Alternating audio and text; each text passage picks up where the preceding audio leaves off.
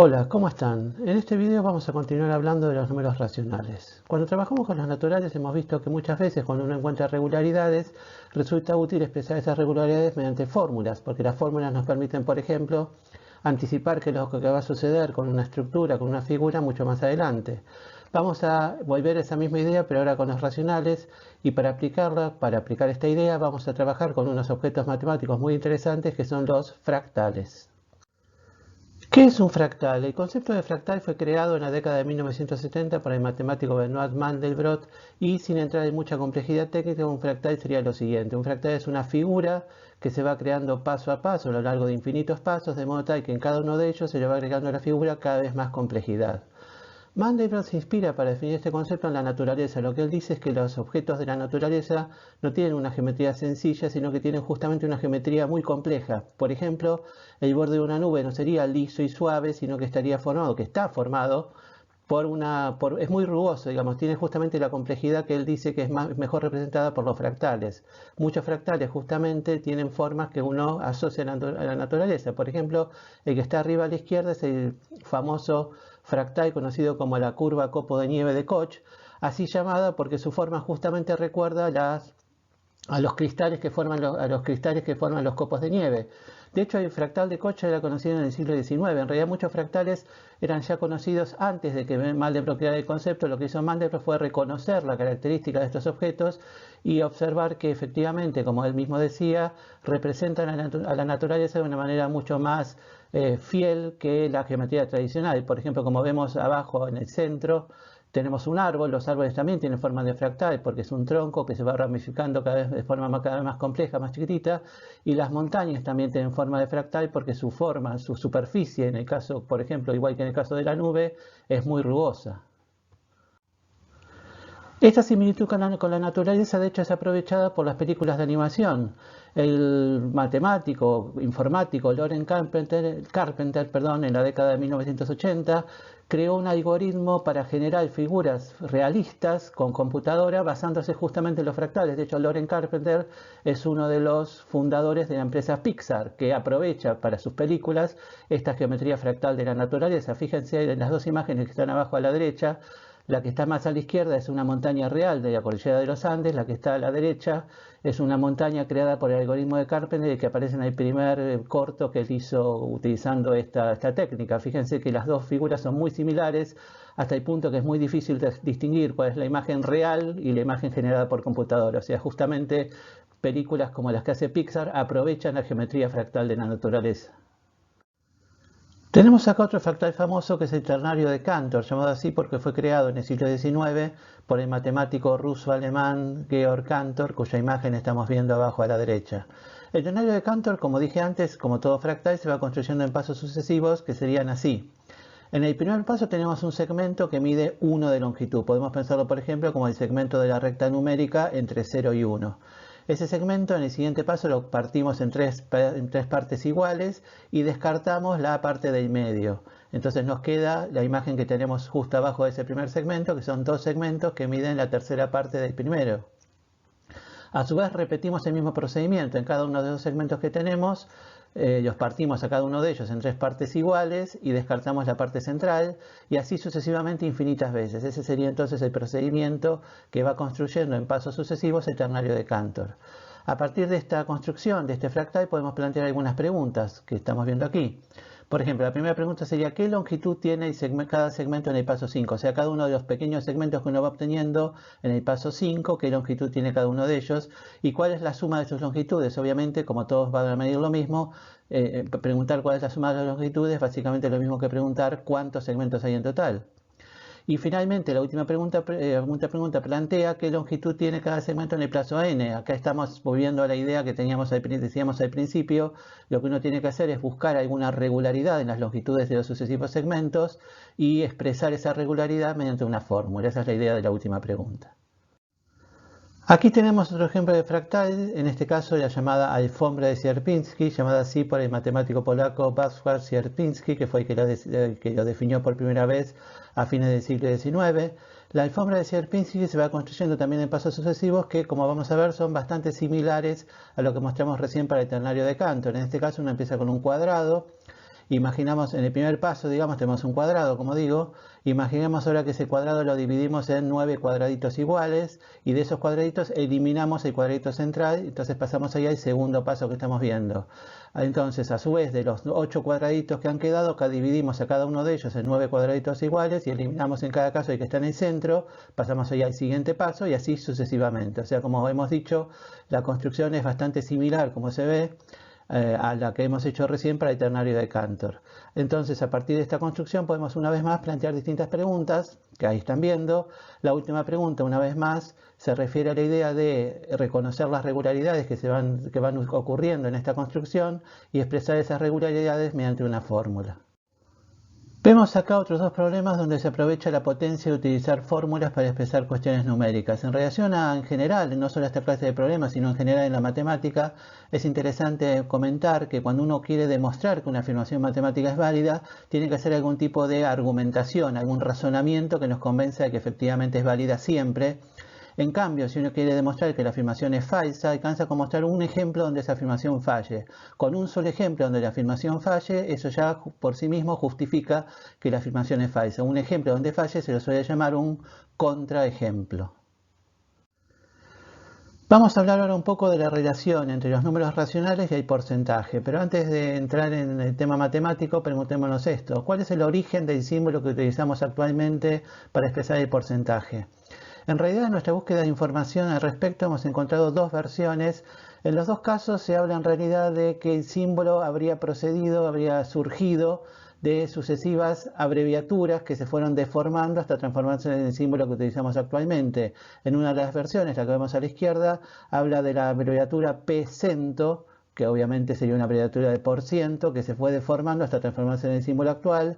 La otra versión es muy similar, pero en ese caso habla de la palabra ciento, que se iría deformando, abreviando y deformando hasta, como dije recién, transformarse en el símbolo actual. Entrando ahora en la cuestión más matemática, digamos en primer lugar que el porcentaje, el por ciento, representa en realidad una fracción de denominador 100. Fracciones que se usan mucho en el comercio, por ejemplo, porque hacer cuentas con ellas es muy fácil, justamente porque nuestro sistema de numeración utiliza una base 10. Ahora bien, cuando uno tiene cuestiones de porcentaje, hay distintas preguntas que uno puede plantear. Por ejemplo, ¿cuál es el 20% de una cierta cantidad? Dada una cantidad, si se aumentó en un 20%, ¿cuál era la cantidad que tenemos? Perdón, ese resultado de haber aumentado algo al 20%, entonces ¿cuál era la cantidad inicial? O si una cantidad, por ejemplo, un precio aumentó de tal valor a tal otro, entonces ¿en qué porcentaje aumentó? Esas son distintas preguntas que uno puede plantear en relación al porcentaje que están planteadas en esta imagen que ustedes están viendo. La idea es, como dice ahí abajo, expresarlas de distintas maneras. Por ejemplo, en el caso de la primera pregunta, es interesante observar, la idea es observar que calcular el 20% de A es exactamente lo mismo que multiplicar el número A por 0,2. Para terminar, retomemos un poco el trabajo que veníamos haciendo en videos anteriores con la operación de potenciación. Habíamos definido en videos anteriores, como digo, la potenciación con exponente natural y la potenciación con exponente entero. Ahora la intención ahora es definir la potenciación con exponente racional, o sea, vamos a extender la definición de la potenciación al caso de exponente racional. ¿Cómo hacemos esto? Retomando ideas anteriores, la idea es la siguiente. Uno va a definir la potenciación con exponente racional intentando que las propiedades que uno tenía se conserven. Esa es la idea general. Uno toma las propiedades que ya tenía y trata de que estas propiedades se sigan conservando en la nueva definición. En este caso, la propiedad que nos interesa es la que estamos viendo ahí, que dice que A elevado a la n elevado a la m es lo mismo que A la n por m, como se suele decir, que potencia de potencia multiplica los exponentes, en este caso con los exponentes enteros, que es el caso que tenemos definido hasta ahora. Entonces la idea es que esa propiedad se conserve. Entonces si esa propiedad se conserve, ¿cómo tenemos que definir A a la 1 sobre n? Entonces si uno quiere que la propiedad se mantenga, A a la 1 sobre n elevado a su vez a la n tiene que ser, según estamos viendo ahí el cálculo, igual a A. O sea, A a la 1 sobre n tiene que ser un número que elevado a la n sea igual a A. Ahora, por definición, un número que elevado a la n es la raíz enésima de A. O sea, A a la 1 sobre n tiene que ser definido como la raíz enésima de A. Y así efectivamente es como se lo define. Como ya hemos dicho antes, esto no es una demostración de que A a la 1 sobre n sea la raíz enésima de A, sino lo que nos está diciendo es que, como dijimos ya hace un minuto, si uno quiere que la propiedad se conserve, esa es la definición que tiene que tomar. Siguiendo la misma idea, esta definición se extiende a cualquier otro exponente racional de la manera que estamos viendo ahí abajo. A a la p sobre q se define entonces como la raíz qésima de A a la p. donde P sobre Q entonces, como decimos, es un número racional y A es un número positivo. Desde el principio, aunque no lo dije, estamos pensando que es positivo. ¿Por qué? ¿Por qué pedimos que A sea positivo? Porque si A es negativo podemos caer en cálculos que no se pueden realizar. Por ejemplo, si A fuera menos 1 y el exponente fuera un medio, menos 1 a un medio sería lo mismo que la raíz de menos 1, pero ese número, raíz de menos 1, no existe en los números reales. No hay ningún número que elevado al cuadrado sea menos 1. Entonces, por ese motivo, para evitar este tipo de situaciones, es que se pide que la sea positivo. A su vez, si la fuera 0, tendríamos un problema si el exponente fuera negativo. Entonces, para evitar complicaciones como las que estoy mencionando, se pide que la sea positivo. Pero la potenciación con exponente racional nos pone en una situación que, por así decir, ya hemos vivido antes y que es la siguiente. Cuando trabajábamos con la resta de números naturales, vimos que a veces esa resta no daba un número natural. O sea, podía suceder que la resta de dos naturales no fuera un número natural y eso nos obligó a crear un nuevo conjunto que es el conjunto de los números enteros.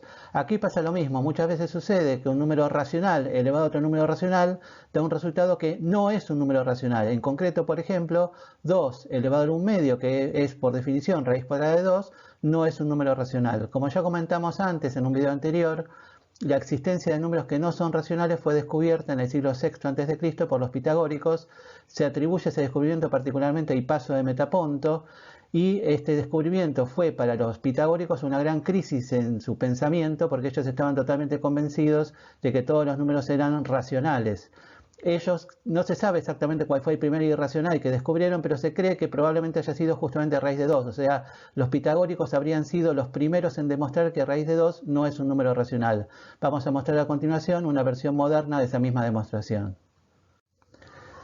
Demostremos entonces que raíz de 2 no es racional. Para hacerlo vamos a aplicar lo que se conoce como una demostración por el absurdo. Expliquemos en qué consiste esto. En una demostración por el absurdo uno supone primero que lo que quiere demostrar es falso, o sea, partimos de suponer que lo que queremos demostrar no es verdad y llegamos a que esa suposición nos lleva a una contradicción, algo que es mentira. O sea, suponer que lo que queremos demostrar es falso nos lleva a una mentira, entonces no podía ser falso. Y si no puede ser falso, tiene que ser verdadero. O sea, en cierto modo es una manera indirecta de demostrar una afirmación matemática. Entonces vamos a aplicar esta técnica de demostración al caso de que raíz de 2 no es racional. Entonces suponemos que eso sea falso, y si suponemos que es falso, entonces estamos suponiendo que raíz de 2 sí es racional. Si raíz de 2 fuera racional, entonces tendríamos que raíz de 2 se puede escribir como una fracción, o sea, raíz de 2 se escribe como P sobre Q, donde P y Q son números naturales. Entonces, a partir de esta igualdad, tenemos que ir sacando conclusiones hasta llegar a algo que sea falso, algo que sea una mentira. Entonces, primero elevamos al cuadrado ambos miembros, raíz de 2 al cuadrado por definición es 2, y P sobre Q al cuadrado, que es lo que nos queda en el miembro de la derecha, a su vez es P cuadrado sobre Q cuadrado. Operamos a partir de eso y llegamos a que entonces 2 por Q cuadrado es igual a P cuadrado. O sea, hemos llegado a esa igualdad y lo que tenemos que demostrar es que esa igualdad es mentira, que eso nos está generando una contradicción. Entonces pensemos esto. P y Q, en principio, como dijimos, son números naturales.